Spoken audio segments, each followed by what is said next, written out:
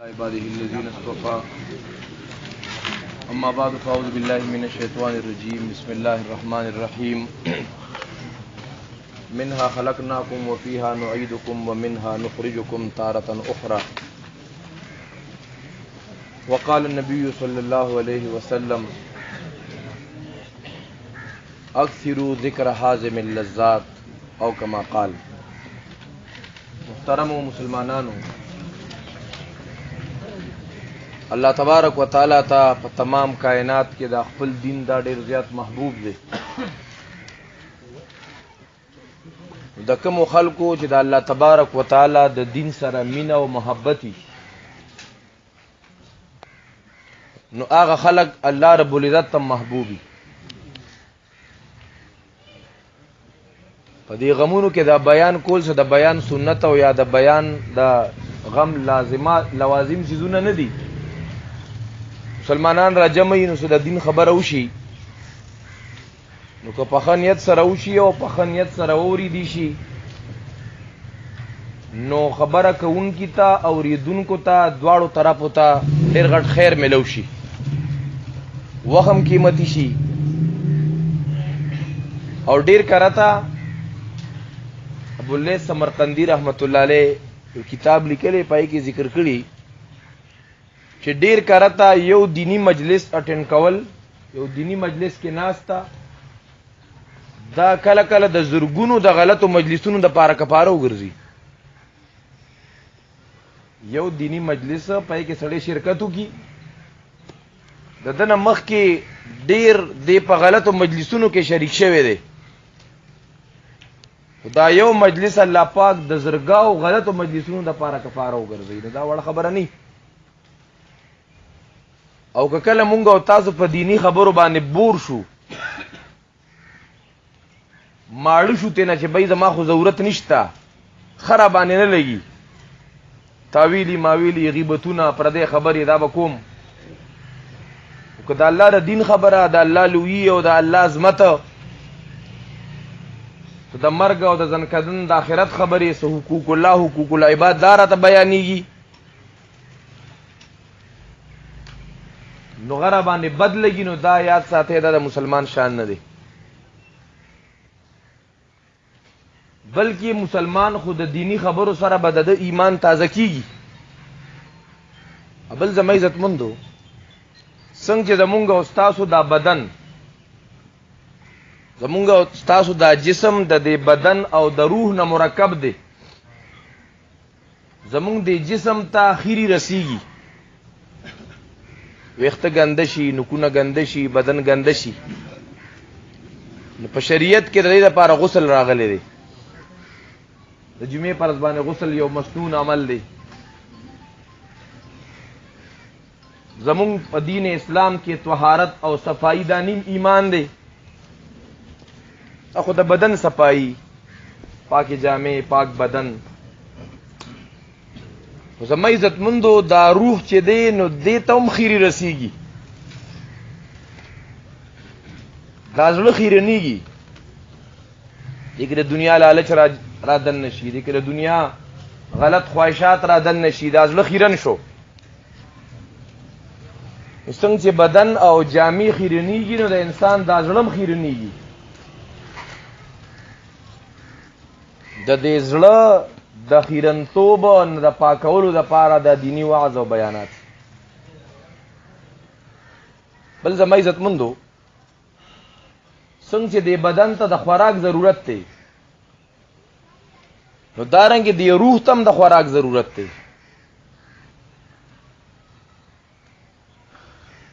ځکه که د بدن ته د غذا د خوراک دا نه مهیا کیږي، نو د بدن کې کمزوروالی راشي، نو دی روح تم د خوراک ضرورت دی. څنګه چې د بدن ته بیماری لګي، نو دی روح تم بیماری لګي. خو زما عزتمندو، که چرته زمونږ او ستاسو د بدن ته څه بیماری ولګي، معمولی بیماری، مونږ دای سونه علاج کوو. 32 غاښونو کې یو غاښ باندې درد راغی، که دلته نه خو کېږي، نو بیا کوم خوا منډې، یو خوا بل خوا. بدن کې معمولی تکلیف مونږ او تاسو هغه بیا هسپتالونه غټ غټ سپیشلستان او اصل په انسان کې دا روح دی. روح ته بیماری ولګي دا مونږ ته پته نشته چې روح بیمار دی. اوس کوم یو تن چې دونه په غفلت کې دغه په بدن کې بیماری ده دی د خپل بدن د بیماری نه دی خبر. بید ما ته خو بلډ پریشر دی زما خو شوګر دی چې دغه متعلق زپال پرهیز وکم چې ډیر خرابېږم نه مرګ خو مخکې کېږي وروستو کېږي نه. دونه که دیکاري دی پال پرهیز سره چې د انسان سره د شپې پاتې خو صحیح ترتیب سره تېرېږي که نه. نو دې بدن ته چې بیماری ولګي نو د هغې مونږ او تاسو علاج کوو. اوس اصل په د انسان کې دا روح دی ځکه دا انسان دی دا روح ته نه لاړو دی قدم نشي اخستی دی نیول نشي کولی دی خبرې نشي کولی دی اورېدل نشي کولی دی لیدل نشي کولی څه حرکت نشي کولی دا روح ته نه لاړو. او بل زما عزتمنو چې کله دا انسان دی نو چې دا روح پکې دی نو دی کاکام دی مامام دی تره دی که بیبي ده نو د هغې خاوند دی د بچو بابا جان دی چې دا روح ته نه لاړو نو بیا چرته هم څوک دا نه وایي چې زما داجي او زما تره زما ماما هغې لامبلو ته اغوستی دی. بیا خلک وایي بس اوس مړې لامبئ ښه ذرا سی دیر میں کیا ہو گیا زمانے کو. دغه روح لاړو دا روح دونه قیمتي څیز و چې دغه روح د وتو سره څوک دا نه وي چې زما رور یې ورګه لامبولو ته اغوستی دی. بیا څوک دا نه وي چې هغه زما د پلار او زما د رور او زما د تره او د ماما جنازه راواغستې شوه هغه دې مړی راواغستو ولا کټې راواغستو مړی خښ کو دا ولې هغه روح ته نه ووتو. اصل په د انسان کې هغه روح دی. نو ګوره د بدن دپاره څونه علاجونه کوو لکونه کروړونه حتی چې د بعضې خلکو سره بیا نور مال نی نو خپل جیداد هغه خرڅوي او چې بی زما په علاج وشي که خپل ملک علاج ممکن نی نو بل ملک ته هم د علاج دپاره بوځي. او اصل په انسان کې روح دی دی روح ته بیماری ولګېده مونږ خبر هم نو چې روح ته مې بیماری لګېدلې او که نه بیا دا بیماری څنګه ده د دې علاج به څنګه وي. قرآن او سنت هغه ټول ذکر کړي دي چې دا انسان چې دی دې ته روحاني بیماری لګېدلې ده چې هغه د جسمانی بیماری نه ډېره زیاته خطرناکه ده. جسمانی بیماری ده ای دنیا کې په علاج باندې د هغې خوالې را نغې حتی چې د دنیا هغه پیریډ ختم شو د دنیا مرضونه ورسره اټومیټیکلی ختم شو. په دې مرګ باندې شوګر هم ختم بلډ پریشر هم ختم دارنګې هیپاټایټس هم ختم هر یو مرض ختم.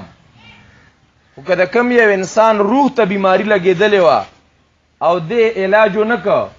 نو دا بیماری د سره په دنیا کې هم ده دا بیماری د سره په قبر کې ده او د هغه بیماری د وجې نه به ورته نقصانات میلاویږي او دا بیماری به د سره په آخرت کې وي په میدان محشر کې داسې خطرناک مرض دی. بعضې علماو لیکلي دا روحاني بیماری چې ده نو دا د کینسر نه خطرناک مرض دی د روح بیماری. په دې وجه زما عزت مندو لږ ځان سره دا سوچ پکار دی زموږ روح ته بیماری لګېدلې دي دغې ګوره علاج نه کوو فکر هم را سره نشته. روحاني بیماری لالچ حرص د دنیا د حب الدنیا د دنیا سره محبت د دنیا سره مینا دا روحاني بیماری ده. د دنیا د استعمال لږ په شریعت کې نه منع شوي د دنیا سره بیجا محبت چې هغه انسان لره د دین نه منع کوونکي فرایضو کې د ده نه په کمې کوتاهي واقع کېږي داسې د دنیا سره مینه د دنیا سره داسې مینه چې دی بیا د حلال و حرامو تمیز نه کوي خو دی وایي پیسه پکار ده دی پکې بیا خپل او پردی نه ګوري چې دا زما حق کېږي که زما حق نه کېږي. په دې وجه بعضې علماو لیکلي چې حب الدنیا رأس کل خطیه بعضې خلک وایي دا د پیغمبر حدیث دی خو نه د عربو یو مقوله ده د پیغمبر اسلام حدیث نه دی. مسلمانانو زمونږ د دې علاقو الحمدلله خلک ښه پوهه تعلیم یافته خلک دی دې کې ډېر زیات احتیاط پکاري او دا کنفرم کول پکاري چې مونږ او تاسو د پیغمبر ته اسی به خبره منسوب نکو. امام بخاری رحمت الله علیه خپل صحیح بخاری کې ذکر کوي چې نبی علیہ السلام فرمایي چې هغه خبره وکړي چې هغه مانه دا کړی ځان جهنم کې ټکانه تیار کړ. غالبا عبد الله ابن عمر رضی الله عنه دی هغه تزوی بابا جانا مونږ د ډیرو صحابو نه اورو چې غوي نبی علیہ السلام فرمایلی نبی علیہ السلام فرمایلی دي او تاسو نه مونږ داسې نورو او ته بچیا په نبی علیہ السلام چې کوم ځای وحی نازله شوې ده او که په لاره په نازله شوې ده هغه ټول مقیمات معلومی دي. زه په څه وجه داسې ډېر حدیث نه بیانوم، زه دې خبرې په یاره کې کړې یم چې نبی علیہ السلام فرمایلی دي چې چا داسې خبره وکړه چې ما نیکلی ځان له جهنم کې ټکانه جوړه کړه. په دې وجه که مونږ او تاسو د احادیثو کتابونه وګورو دا محدثین دونه احتیاط کوي ته به حیران شې. نبی علیہ السلام ته یو قبیله راغلی ده ربیعه قبیله ده، وفد عبد القیس دا د یو علاقې نه راغلی و. دا قافله راله نبی راوی وایي چې نبی علیہ السلام ورته وویل من الوفد، لکه دا وفد څوک دی؟ د پیغمبر اسلام خو ژوندی خو دا پته ورته نه و چې دا وفد څوک دی. نبی علیہ السلام وی تپوس کی دا وفد څوک دی؟ راوی وی چې پیغمبر وی من الوفد او من القوم. دا روایت چې بیانی دونه احتیاط کوي چېرې پیغمبر علیہ السلام وفد ذکر کو که قوم ذکر کو، خو دې ځای کې زه غلطېږم وی چې ګناهګار نشم. هسې نه پیغمبر وفد ویلي زه قوم وویمه، هسې نه پیغمبر قوم ویلي زه وفد وویمه. دونه اوس د ځانه بعضې وخت کې به مونږ تقریرونه واورو نو هغه به نه قرآن کی نه به حدیث کی، بس یو کیسه به یې نو لغون تا لکه دا زمونږ د ټولو ذمه داري ده چې مونږ تپوس کوو، غم کې وورو بل ځای وورو، په ادب سره تپوس کوو بي دا روایت ته حدیثو کتابونو کې شته که نشته.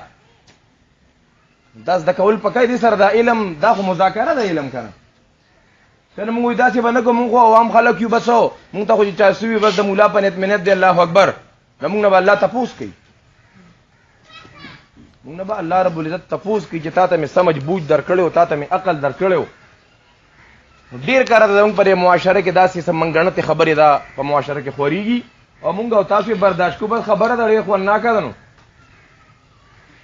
زموږ دې علاقو کې غم کې یو تن تقریر کړی و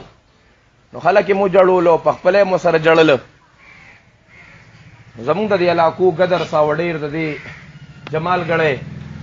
د دې خلکو کې الحمدلله ډېر زیات شعور دا شته دی. یو تن ما ته ټلیفون وکړو چې یاره جي داسې واقعه مو اورېده ډېره مزېداره ده ډېره سرناکه ده. نو هغه ما ته هغه بیان کړی مې دا ډېره خوندناکه کیسه ده، خو دا چې ته اوس که ته غواړې نو که چې ته په حدیثو کې نو بیا به یې وایو او که نی نو بیا به احتیاط پکاري ځکه نسبت پکې د نبي علیہ السلام سره دی. کیسه به مونږ او تاسو په ډېرو مسلمانانو اورېدلي ده چې یو پیره نبي علیہ السلام اعلان وکړه چې بهی په ما کره چا څه بدلۍ نو راشه چې بدله ورته خلاصه کړم. یو پیره اعلان وکړو بې اعلان وکړو بې اعلان وکړو. په دې کې یو مشر صحابي دی عکاشه رضی الله عنه وی غره میدان ته شوې د الله رسول زما پتا بدله ده. نبی علیہ السلام چې بس واله څه بدله ده چې تا مال جي په ملا ډب را کړی، پیغمبر په ملا ډب را کړه ونه چې تا په لخته را کړی منډه که لخته راوړېله په هغه لختې پسې لاړه. پیغمبر وی لخته واله ما نه ډب را کړه وی نه جي زما ملا هغه وخت کې ښکاره وه. پیغمبر وی ملا ښکاره کړه هغه ور منډه که ښکلې کړو. څونه ښکلې کیسه ده. نو دا شته په دین کې او که نشته ځکه زمونږ دا دین خو داسې د ځنګل خبرې خو نه دي. زمونږ او ستاسو د دین اسلام بیا د نبی علیہ السلام احادیث مبارکه که دې کې چېرته چا د ځانه را جمع کړي را دننه کړي پکې د هغې دپاره د اسماء الرجالو یو لوی بلاک شته دی. تقریبا د 5 لاک راویانو دا ډیټا محفوظ ده.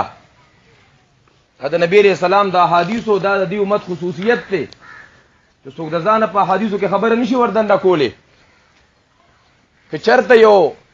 محدث دی هغه خو ډیر حدیث نقل کړی دی شرطه دا هغه بچی وفات شوی دی د بچی دغه وفات غم سره هغه خراب شوی دی حافظه خراب شوی دا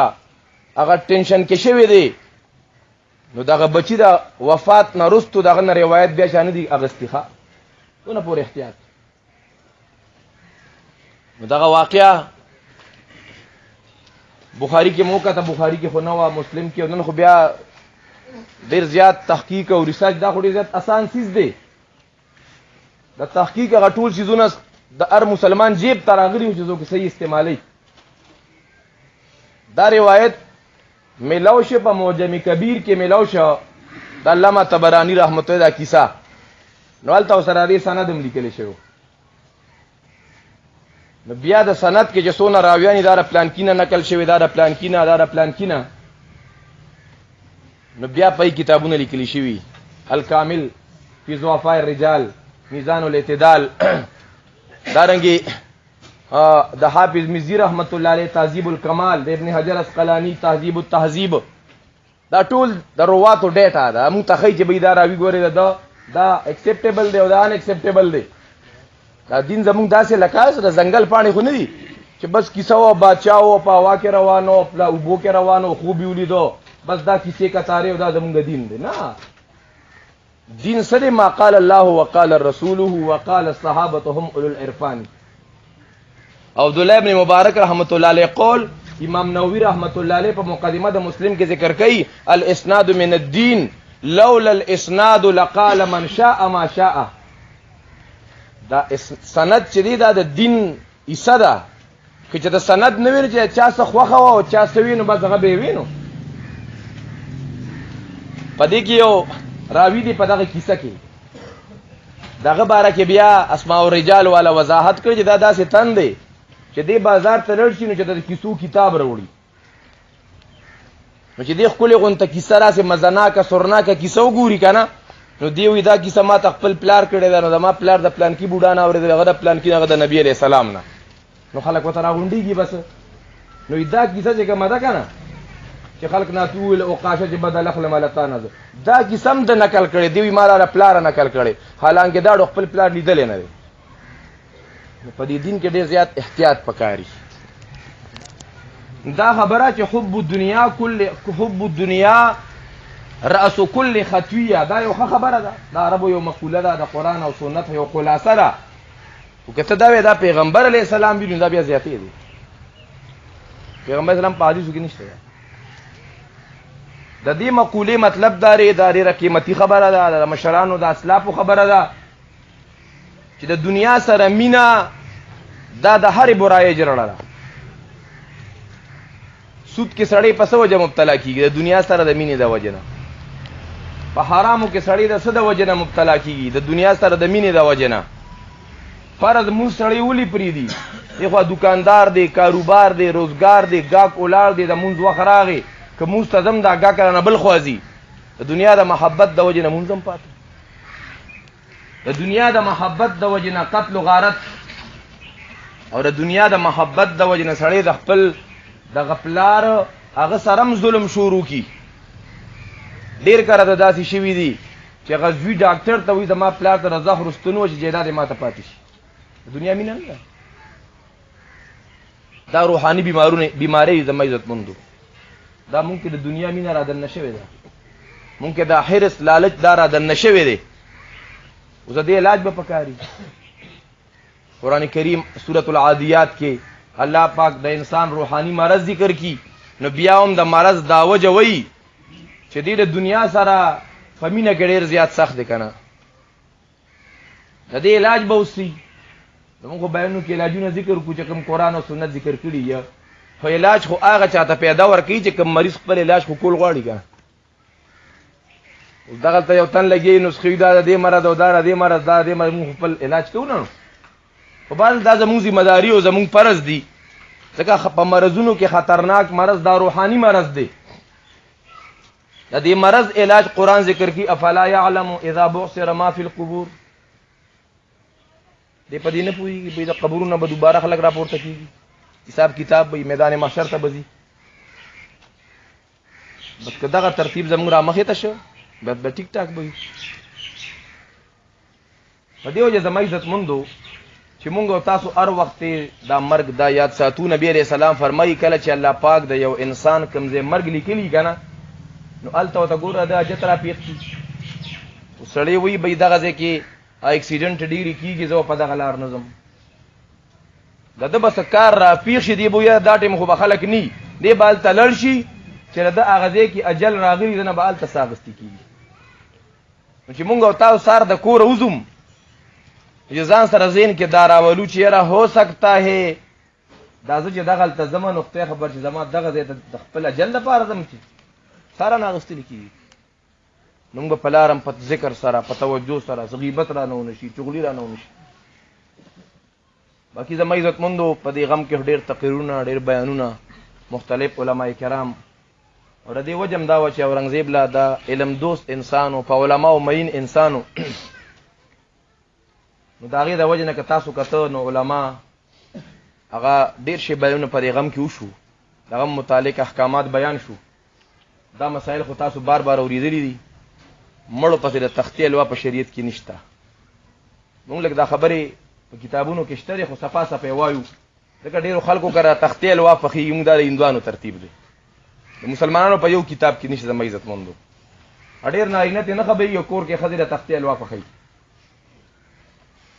او الحمدلله د چا نه څه تمه لالچ نه لرو نو ځکه ورته شریعت بیانو که څوک خفه کېږي مونږ خیر دی مه خفه کېږي خو دا زموږ فرض دي زموږ مجبوري ده د تختې الوا په شریعت کې نشته. بیا زما عزتمنو دا خلک او ماښامونه کوي مړي پسې دا او ماښامونه نشته. بیا خلک څلوېښتي کوي او اشتهارات او دعوتنامې رسم چهلم دا رسم چهلم رسم خو دی د هندوانو ترتیب رسم چهلم. بیا برسی دا د هندوانو ترتیب دی برسی. قبرونه پخول په شریعت کې ناروا دي.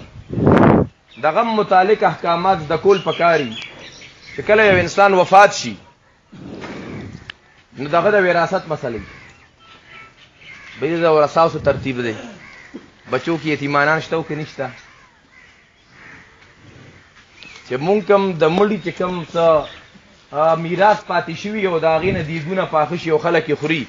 ایماندارو تاسو خو الحمدلله میچېوړ خلک یې نو دا د یتیم حق دی او که نه دی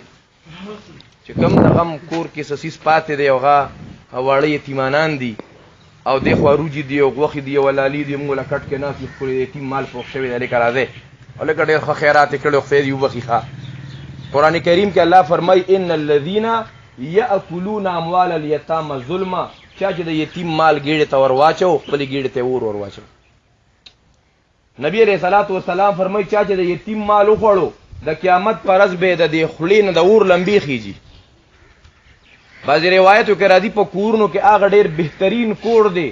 چې په خاندان او په کور کې یتیم دی او هغه سره د خیر او د احسان معامله څوک کوي او بدترین کور هغه دی چې هغه یتیم سره خلک ظلم کوي په هغه کور. نو زما عزتمنو لږ دې کې هم دا کنفرم کول پکاري مونږ خلک وایي رسخات وکړي او دا ورپسې وکړي دی خو یتیمانان په ورثاو کې پاتې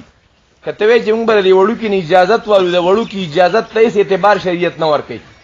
چې کله بالغ شي نو بیا ورته ویلې که پلار پسې د خیرات وکړه کول وی نو بس بیا خوا که نه خیرات منع نه دی په شریعت کې. کوم ورثه بالغ ورثه دي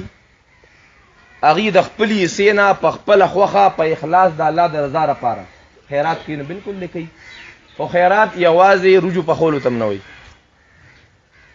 ستا په چم ګاونډ رشته دارانو ګاونډیانو کې څوک محتاج دي فقرا دي مساکین دي د هغې پیزار د هغې لباس د هغې د جمي څه بنین وغیره دا هم صدقه ده. یو ځای کې د اوبو انتظام دا هم صدقه ده. یو مسجد کې د یو قرآن کریم یو مصحف کېښودو نو دا هم صدقه ده. دارنګې مسجد کې د پکې ضرورت دی بجلی پکې صحیح نه ده د اذان د لوډ سپیکر ضرورت دی هغه یې پکې برابر کړو دا هم صدقه ده. بلا شي خیراتونه دي یاره مونږ او تاسو صرف رجوع پخولو ته خیرات وایو چې رجوع نی پخ شوي مونږ وایو خیرات نه شوی.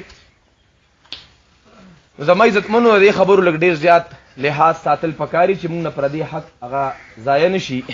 الله تبارک وتعالی دې مونږ او تاسو ته د عمل کولو توفیق نصیب کړي. څونه مسلمانان په جنازه کې یا د درې ورځې دلته راوچلېده الله یې ټولو ته جزای خیر ورکړي او الله رب العزت دې زمونږ دا کوم ورور چې هغه الله رب العزت ته تللی دی الله دې ورته هغه سفر آسان کی او الله یو تا سفر د خوشحالو کی او الله رب العزت دې دغه پسماندگانو ته صبر جمیل نصیب کی الله تبارک وتعالى تمام تعزیه کوونکو ته جزای خیر ورکړي په جمع دعا کې مننه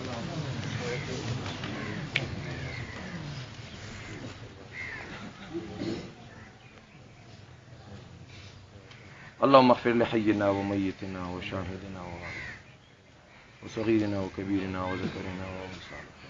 اللهم من احييته منا فهي الاسلام ومن توفيته منا فتوفيق وصلى الله تعالى على خير خلقه محمد وعلى اله وصحبه برحمتك يا ارحم